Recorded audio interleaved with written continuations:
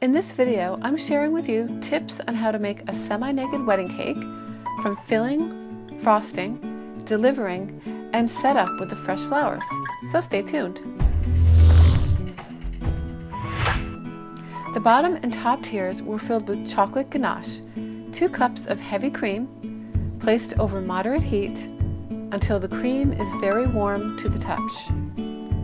Add 16 ounces of bittersweet chocolate. Turn off the heat and stir to melt the chocolate. When the ganache is dark and shiny, it's done. Pour it into a bowl and cool to spreading consistency. To add a rustic touch to a cake board, you can glue ribbon around the edges with a hot glue gun. Hot glue is great for keeping the bottom tier of the wedding cake in place.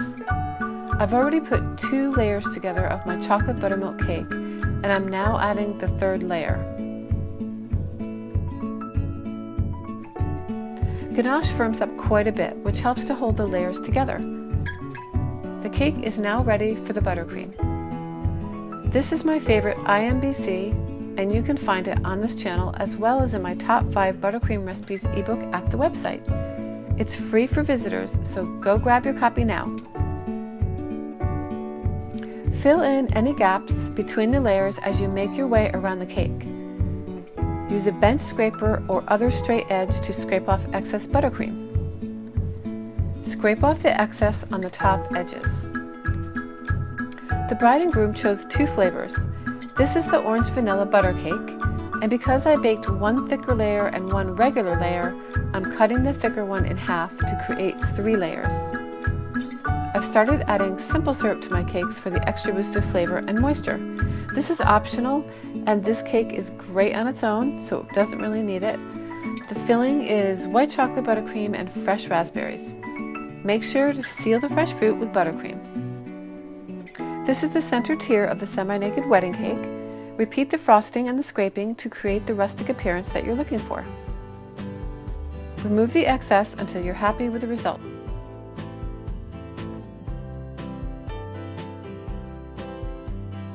Yay, it's delivery time, and it's such a beautiful day. My friend Joanne is my cake delivery partner today. My husband Scott is in Los Angeles hanging out with the stars. An hour and a half later, we arrive at our destination.